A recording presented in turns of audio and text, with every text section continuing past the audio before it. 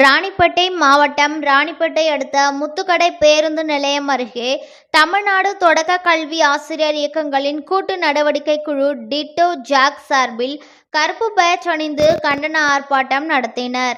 இந்த கண்டன ஆர்ப்பாட்டத்திற்கு தமிழக அரசு பள்ளி ஆசிரியர் கூட்டணி மாவட்ட செயலாளர் பாலமுருகன் மற்றும் தமிழ்நாடு தொடக்க நடுநிலைப்பள்ளி பட்டதாரி ஆசிரியர் கூட்டணி மாநில துணை பொதுச் செயலாளர் ஸ்ரீதர் ஆகியோர் தலைமை வகித்திருந்தனர்.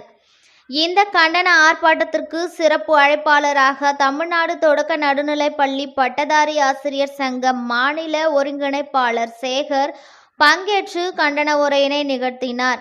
இந்த கண்டன ஆர்ப்பாட்டத்தின் போது தெரிவிக்கப்பட்டதாவது, தொடக்க கல்வித்துறையில் பணிபுரியக்கூடிய 90% ஆசிரியர்களின் பதவி உயர்வு வாய்ப்பினை பறிக்கக்கூடிய மாநில முன்னுரிமையை வலியுறுத்தும் 243 அரசாணையை ரத்து செய்ய வேண்டும் என்றும், இடைநிலை ஆசிரியர்களின் ஊதிய முரண்பாடுகளை களைந்திட வேண்டும் என்றும், கடந்த ஆண்டு அக்டோபர் மாதம் பள்ளி கல்வித்துறையினர் டிட்டோ ஜாக் உயர்மட்ட குழுவினருடன் நடத்திய பேச்சுவார்த்தையில் ஏற்றுக்கொண்ட 12 அம்ச கோரிக்கைகளை எழுத்துப்பூர்வமாக அறிவிக்க வேண்டும் என்பன உள்ளிட்ட கோரிக்கைகளை வலியுறுத்தி கருப்பு பேட்ஜ் அணிந்தபடி கண்டன கோஷங்கள் எழுப்பி ஆர்ப்பாட்டத்தில் ஈடுபட்டனர்.